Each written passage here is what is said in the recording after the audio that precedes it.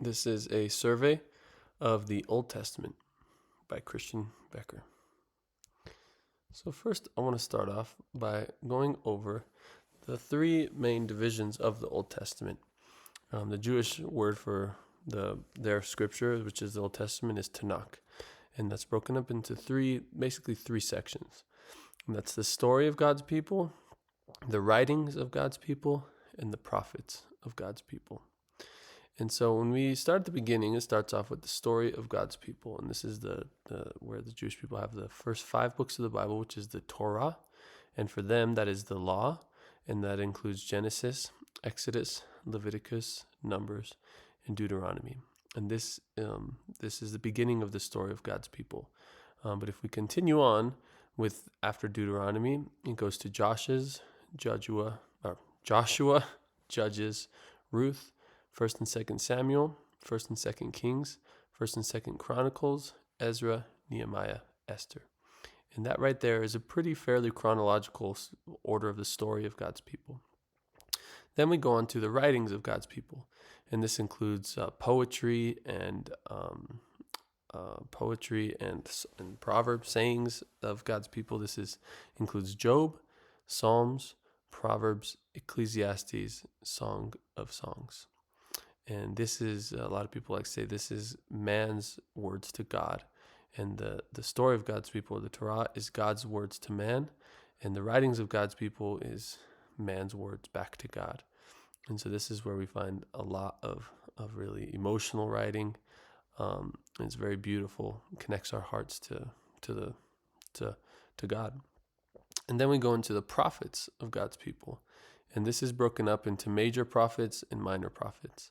And the distinction there is the major prophets are just their bigger books, and the minor prophets, those are just smaller books. But they're all prophets. And these prophets, you can find them back in the story of God's people all throughout the story. And we'll go into the story later, but we have the first 5 of the prophets, which is the major ones, and that's Isaiah, Jeremiah, Lamentations, Ezekiel, and Daniel. And then we have 12 minor prophets, and that's Hosea, Joel, Amos, Obadiah, Jonah, Micah, Nahum, Habakkuk, Zephaniah, Haggai, Zechariah, and Malachi. So we have the story of God's people, the writings of God's people, and then the prophets of God's people. So if we just want to look at just as an overview of the whole of the whole story of the Old Testament, and this is from the beginning to the end, we first start off with the creation. And this is when God created the whole earth. He created it in 7 days, and on the last day, he said it was good, and he rested on the last day. And in this creation, he creates man, all the animals, all the earth, the stars, and he puts them in the Garden of Eden. And then come along the fall of man.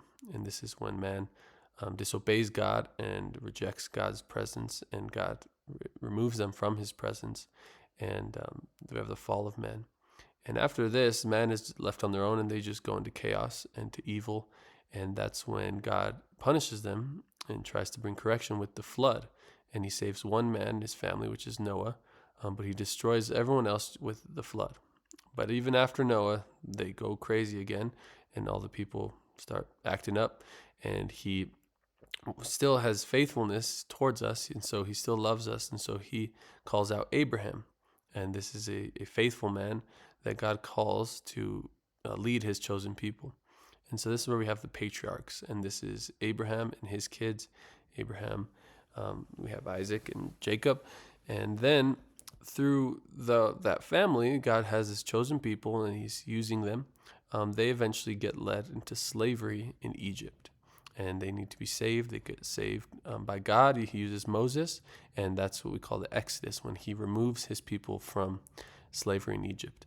And they're wandering in the wilderness, and that's when God gives them the law, which is the Torah, which is we went back, and that's the first 5 books. He gives them the law while they're wandering in the wilderness, and he finally brings them back to the promised land, which is a land that God promised to Abraham.